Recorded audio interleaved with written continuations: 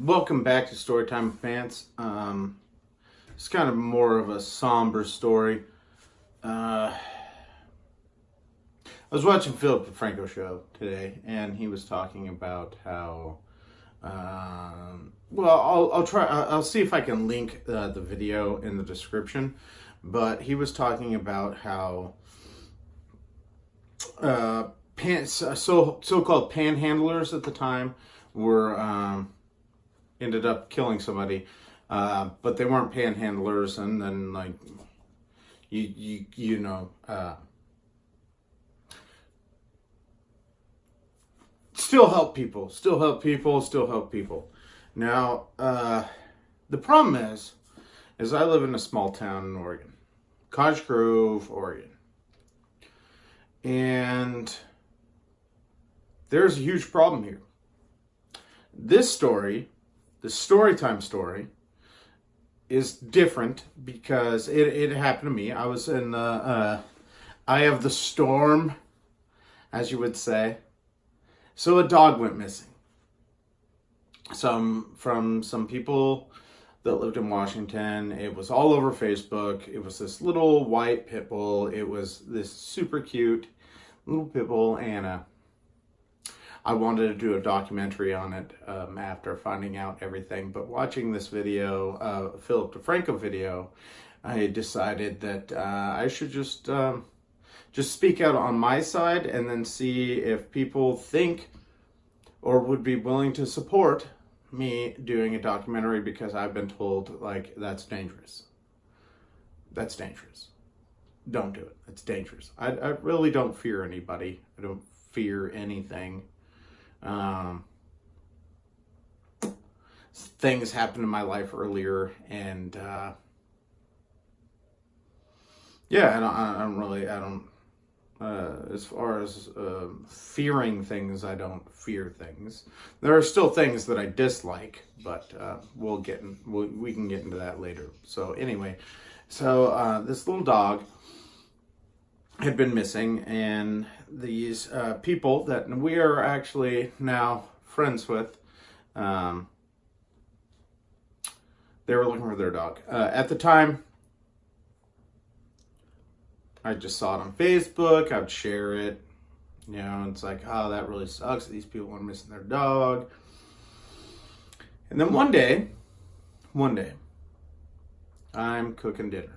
I only get my son every other weekend, and he was here that weekend. And then my nephew comes over those same weekends. He loves to come over those same weekends, and I'd love to have him over those same weekends. And they were in my son's room playing video games, and I was in the kitchen cooking dinner. And I was like, hey, man, I'm going to go outside. I'm going to have a cigarette. And yeah, like I said before, dirty smoker, but bad life choices. What can I tell you? So as I'm getting to the door, like I'm walking to the door, I got, I'm like ready to go out to have a smoke. Somebody knocks on the door. So I grab reverse collar, and like I always do, she doesn't bark, so nobody would even know that we have a dog if somebody knocked on the door. So I grab her collar, I open up the door, and before I can even like get my head up, somebody's like halfway in the door. And it's this young lady, and she's like, I'm looking for so-and-so. And I'm like, they don't live here. She's like, is this my address? And I was like, yes, this is my address. She's like, can I come in? Like, okay, I got probably 75 pounds, 100 pounds on you, and I got the boys in the back room, so if something goes down, I got backup. And I didn't really have any fear of anything. So I let her in, and she tells me that she's there looking for her dog. And she starts telling me about her dog, and I'm like, oh yeah, the one on Facebook. And she's like, yeah, that one.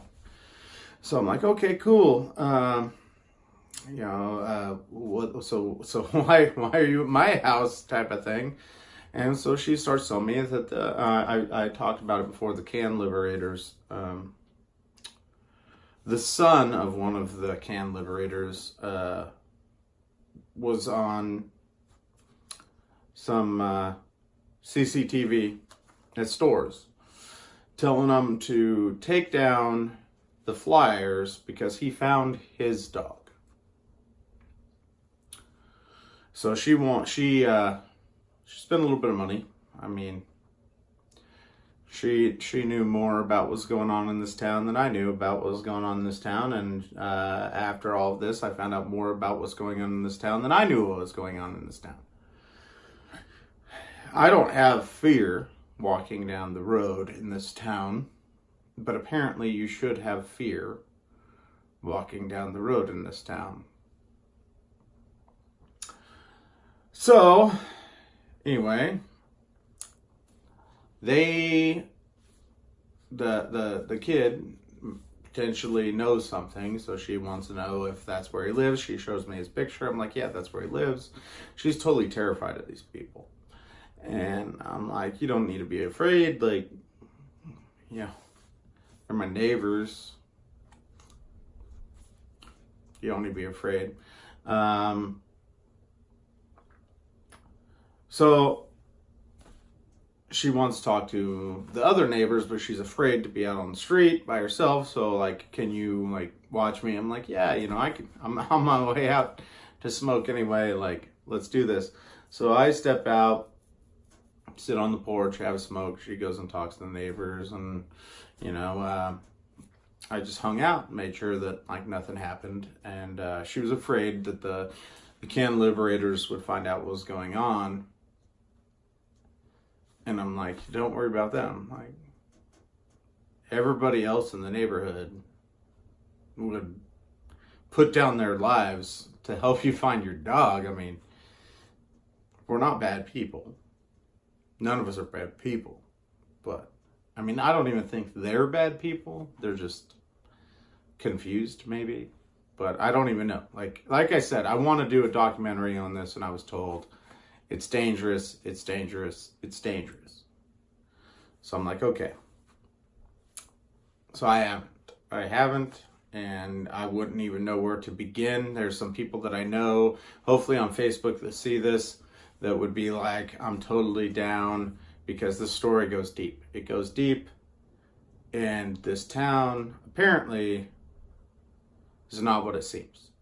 So anyway, I keep an eye out for her. And she talks to the neighbors. She ends up going and talk to the can liberators. Their excuse was that the kid, because he was a kid, he was only 17. I don't know what he is now, but anyway, that he wanted them to take down the flyers because he wanted to find the dog himself. He wanted the full $200 reward. But he wasn't like kicking in doors or anything. He wasn't like going and looking. So as things escalated, and I'm truncating this a lot. So as things escalated,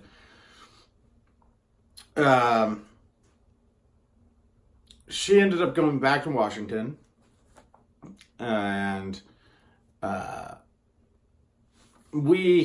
there was like this small community of people that were still out looking for her dog. And like, I'd get off work, I'd change my routes home from work. I would, drive different paths, and then I'd get home, I'd eat something, and I'd go out, and I would, she would text me and be like, hey, this person may know something, you want to drive past the house and see what's going on. Like they're like these dog breeders, and she's a special type of pit bull. She's a pocket pit, so she's like really, really tiny.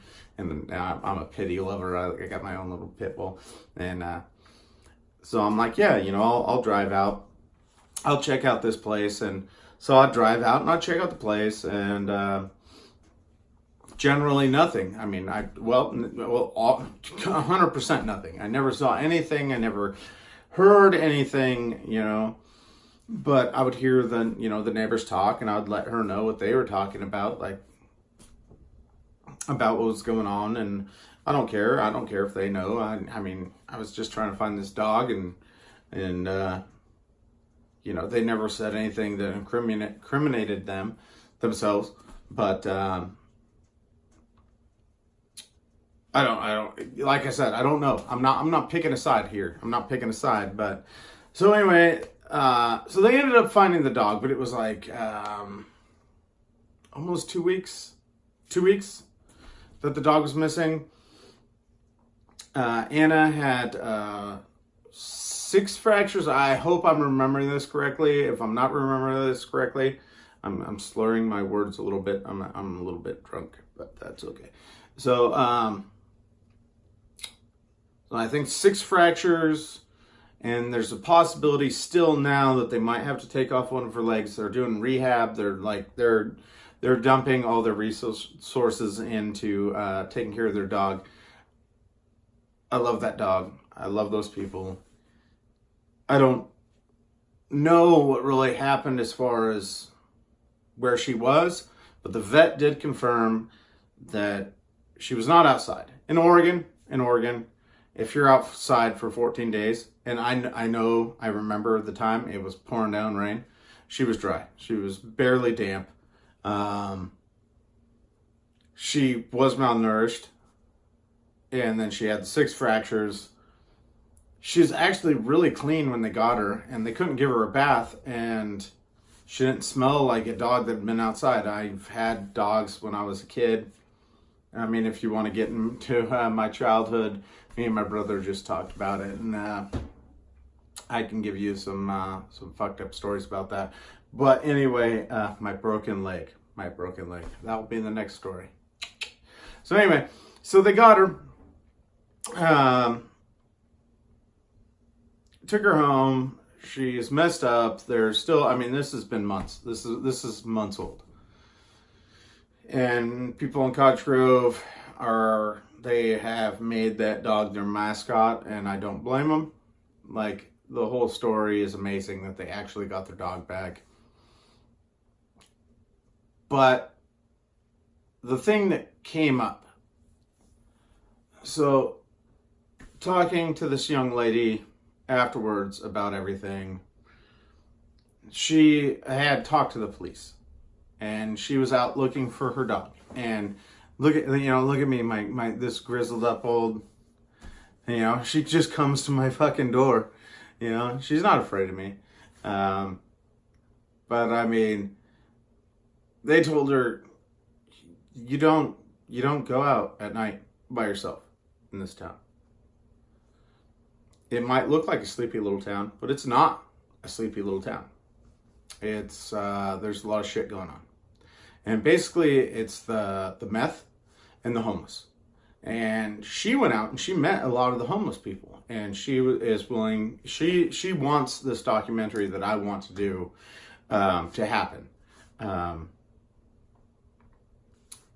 And she met a lot of the homeless people, and she's like, you need to go and talk to these particular homeless people. They're not bad people. You need to go talk to these particular, people that are doing things that aren't necessarily legal, but they're still holding down a job. They're still contributing to society. These are the good ones you need to go talk to. But just the fact that the police told her, you can't walk down the street, it's after dark, it's not safe. That's bullshit for my town. That is bullshit for my town. I told you the story of the cry for help. Most people, 95% of everybody in this town would have just been like, yeah, I'm going to go help those people. This person, cry for help. To be told, to find out that oh my God, no, this town is not safe. And then I found out about that. And then I talked to my mom. And apparently some twacker tried to beat up my 62-year-old dad, who's out on a walk, right? He likes to go on walks. And this dude wanted to beat his ass for no fucking reason. So he scooted into a little fucking convenience store and hung out there until the dude fucking wandered off. Now he carries mace. My brother works at a fucking store where there's like one of the biggest homeless camps, and they sit there and they shoot up right in front of everybody. And that's not in my town. That's like in Eugene, Springfield area, somewhere up there. But I mean, it's still the same fucking thing.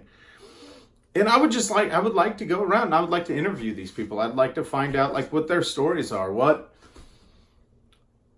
drove them to be that way. But I don't have the time. I don't have the resources to do that. But I would love to. And I'd love to do it just on my little phone here. Just the iPhone.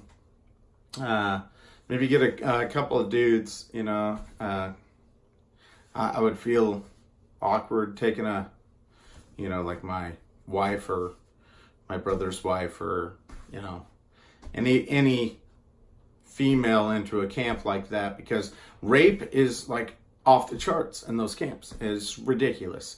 But to be told my town is not safe to walk down. It just blows my mind. To find out that my dad has to carry mace and a taser to go for a fucking walk. Blows my mind. People don't fuck with me. They don't fuck with me. But when do they start? Like, at what point? At what point? You know, I mean, I had this shitty house. Like, I got the Can Liberators. They're only Can Liberators. Yeah. You can look into that all you want. But then there was this other house right here. Like there's the oldest house in town right across the street.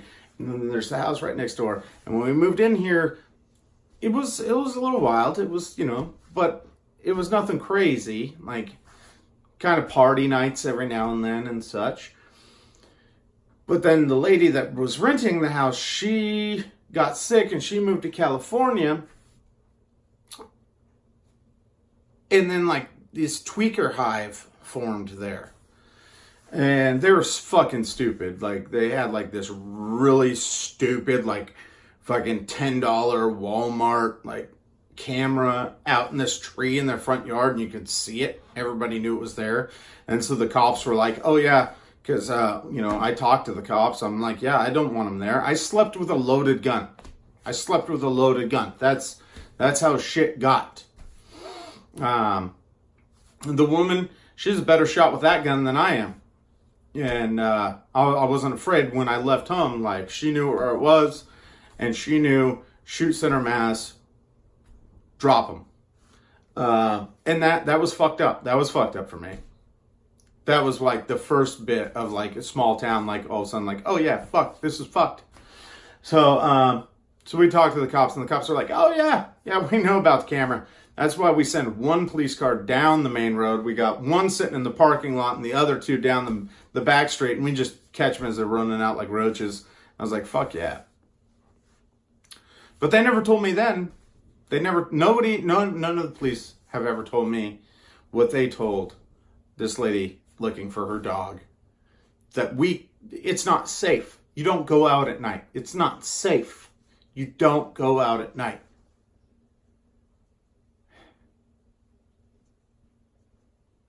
I'm really bummed out about it.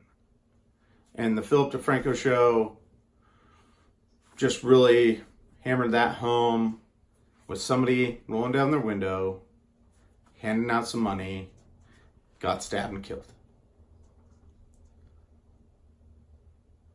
You can't look out for people if you're afraid for your own life. Those people are the ones that are going to get people not what the help that they need. I mean, it is what it is.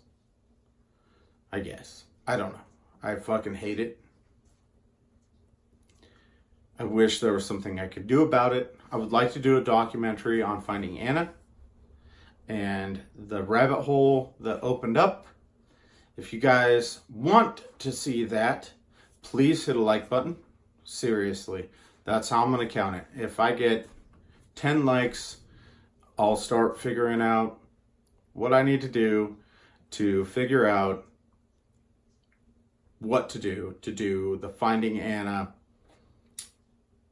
documentary, and the people that I need to get a hold of. I know there's some people I can get a hold of that have done documentaries that know what needs to be done. And I want to talk to both sides. I want to talk to the can liberators that got, they feel they got thrown under the bus, but nobody knows. Like, nobody knows. I already talked to the people that got their dog. They finally got their dog back. They did get their dog back. And I talked to them, and they're completely okay with talking to me in front of the camera and figuring out what's going on. And maybe we'll run down that rabbit hole. Maybe we'll find out what's really going on in this town. I would be willing to go down to the police station, talk to the police, and find out what's really going on in this town. And if I have to, maybe take a ride along, take some time off work and do a ride along and see what's really going on. So that was a weird, random, ranty kind of spiral rabbit hole itself video. Anyway, this has been Pants. If you enjoyed this video, hit the like button. If you're new here, hit the subscribe button. And as always, this is Pants, and I'll talk to you later. And really, really, really watch out for your dogs, because who knows where that dog was for 2 weeks, and it was malnourished, wasn't fed, 6 fractures, might lose its leg. Still, they're trying everything they can to make sure it doesn't lose its leg. But keep an eye out for your dog. And I love you guys. I'll talk to you later.